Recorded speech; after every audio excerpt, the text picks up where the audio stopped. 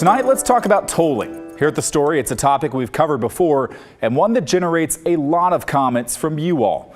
Planned tolling for I-5 and I-205 is designed to reduce congestion in the Portland metro and add a much-needed stream of revenue for ODOT.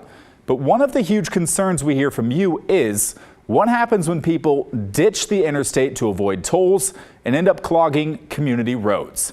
Our deep dive into that question is tonight's big story.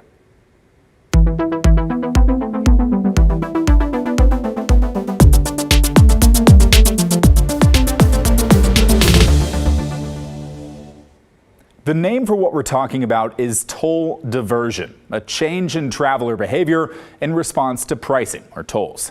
Avoiding the interstate to drive on local roads isn't the only knock-on effect, but it is a big one. Taking public transit or carpooling could be other options. But ODOT says they have a plan for toll diversion, and they went to state lawmakers on Friday to explain. The presentation, though, left representatives and myself wanting more. Here's a consultant for ODOT, Matthew Woodhouse, explaining what usually happens after tolls are implemented. Traffic will change and restabilize over time. It's just like the first week of school. It'll take some time for people to evaluate their travel options and choices and determine which is best for them. And the value of a toll depends on the anticipated travel time and many other factors. Some people may make decisions on a trip-by-trip basis. When they're in a hurry, their time is more valuable. They're more likely to take the interstate and pay the toll because they want a reliable trip. And when they have more flexibility to leave earlier or arrive later, it may be that they choose to take the longer route, which is free. But support for tolling tends to grow over time as people see the benefit of paying a toll for a quicker and more reliable trip. That you know that when you're getting on the highway at 5 p.m., you're going to be able to continue at highway speeds and not get stuck in congestion. Right now, ODOT is looking at adding tolls on I-205 at the Abernethy Bridge, and later on I-5 as part of a regional project. Tolling there would likely start about 2 years from now. The plan is to use different toll pricing at different times of the day to reduce congestion, encouraging people to drive at off-peak hours.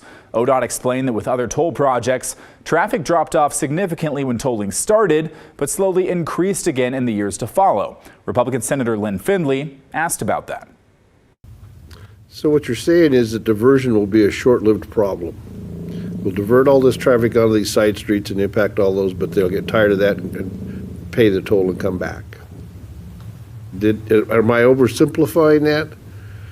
But that's what it seems like I hear you say. Rerouting is one of the many potential responses to pricing in terms of toll diversion. It could be that people shift their time. They start going to work 30 minutes earlier, or they leave work half an hour later. So ultimately, what the objective of variable pricing is to redistribute that traffic. Woodhouse and ODOT used data from Hampton Roads, Virginia as an example. After tolling bridges and tunnels about a decade ago in Hampton Roads, they showed how weekday traffic dropped by 20%. Here's Senator Findley again on that decrease. Where did the people go? Where did the cars really drop by the total daily trips at those 5 bridges or tunnels? Mr. Chair, Senator Findley, yes, there was some reduction, and we can't say on an individual basis what happened to those trips. They left either the Midtown or downtown tunnel. They may have used those other alternative routes, or they may have combined their trips or made changes.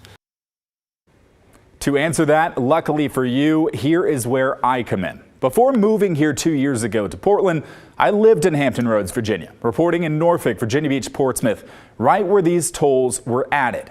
And I can tell you what happened. A lot of people just stopped taking the toll routes altogether. Yes, that meant more traffic on local roads, and it also meant a big economic hit for Portsmouth, the area most isolated by the tolls. Why go to a restaurant in Portsmouth and pay a toll to get there when you can stay closer to home or go somewhere else? We could see similar effects here, and you don't have to take my word for it. I can prove it to you. Professors at Old Dominion University in Norfolk have studied the toll impact in Hampton Roads for years, publishing multiple reports. In 2019, 47% of people surveyed said they avoided visiting a business in a neighboring city due to tolls on bridges or tunnels. And 39% of people, the yellow bar here, said they took a different route to work or school, local roads, And many more said they changed their schedule or changed where they want to live or work because of tolls. In short, yes, a lot of people reroute and change their driving behavior to avoid tolls, and that has lasting effects. And I'm not the only one with thoughts on the tolls in Hampton Roads. Here's Oregon Democrat Representative Anessa Hartman, who represents a district that includes Oregon City, the area where some of Oregon's new tolls will go. I just want to say hi, Mom, because she's watching. And the only reason why I say that is because she lives in Norfolk. She lives in Virginia Beach. And so she's sitting here texting me things that I can't say out loud about tolls, right? Okay, this probably doesn't apply to the decorum of this committee. But that traffic still really has words after that. It's not great. So I just had to share that piece. Yeah. So what's ODOT going to do about this? They plan to track the current usage of local roads around these tolling spots, then compare that to when the tolls are added and make changes accordingly. That can mean a new traffic signal, a turn lane, reducing the toll price, and other examples. Woodhouse said it would depend on how bad the problem is. The lawmakers asked ODOT for more hard data on the alternative routes that will be most used when these tolls are added. What is the capacity of those streets? That's the dive I get to get my knees wet.